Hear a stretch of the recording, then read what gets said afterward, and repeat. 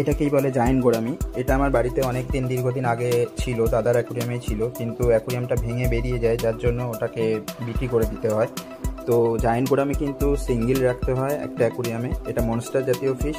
এরা কিন্তু জ্যান্ত ছোট টাইপের যে মাছগুলো হয় খেতে পারে, এবং ড্রাই ফ্রুটও খেতে পারে, বা যে পোকাগুলো পাওয়া যায় সেগুলোও কিন্তু খায়। আর এদের কিন্তু ক্রিমির ডোজ করাতে হয়, বছরে 2বার করালে খুবই ভালো।